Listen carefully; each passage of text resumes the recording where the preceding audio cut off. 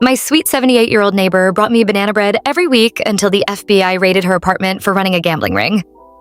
Okay, listen. If you had told me 6 months ago that Mrs. Delaney, the sweet cardigan-wearing, lemon bar baking angel in 3B, was running an illegal operation out of her rent-controlled apartment, I would have laughed in your face. I'm serious. Mrs. Delaney had white curls like a shampoo commercial for grandmas. She wore pastel sweaters year-round and called everyone honey. When I moved into the building in Chicago, she showed up at my door with banana bread and a handwritten welcome card. Who does that anymore? I'm right next door, she'd said, patting my arm. If you ever need sugar or someone to talk to. Adorable. The first weird thing was the visitors. At first, I didn't clock it. I mean, she's old. Maybe she had book club. Maybe church friends. But these weren't church friends. These were men in expensive suits. Women in designer heels. College kids with nervous energy. They'd knock 3 times, slow, deliberate, then disappear inside for exactly 20 minutes. Every single time. And they never left with baked goods. One night around midnight, I heard a loud crash through our shared wall. Not a cute teacup crash. More like furniture being shoved. Then a man's voice, low, tense. Is it ready or not? I froze on my couch, pizza halfway to my mouth. Ready? Ready for what? The next morning, Mrs. Delaney knocked on my door like nothing happened. Good morning, honey. I made blueberry muffins.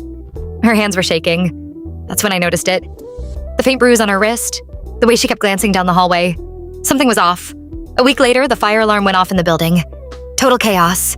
We all had to evacuate into the parking lot in pajamas and slippers. While everyone milled around complaining, I saw it. 2 men rushed out of Mrs. Delaney's apartment carrying metal lockboxes. Not cute recipe boxes. Industrial. Heavy. One of them dropped his and it popped open. Stacks of cash spilled onto the pavement. Not a couple $100. Stacks. Like in the movies. We made eye contact. The guy scrambled to shove it back in while Mrs. Delaney stood behind him. No cardigan this time. Just a stiff expression and a voice I'd never heard before. Handle it, she said. Handle it? That was not a muffin baking voice. The fire department cleared us to go back in, and suddenly there were 2 black SUVs parked out front. More men, more suits. No one explained anything. The next morning, her apartment door was sealed with a bright orange notice. Federal investigation. I nearly dropped my coffee. Turns out, sweet Mrs. Delaney wasn't just collecting Social Security and knitting scarves. She'd been running an underground gambling ring for years. High-stakes poker, private betting, cash only, invitation only. Apparently, her church friends were CEOs and city officials. The bruise? Rumor was someone tried to skim money off the top. And the muffins? Probably a distraction. The wildest part? I found a handwritten note slipped under my door that night.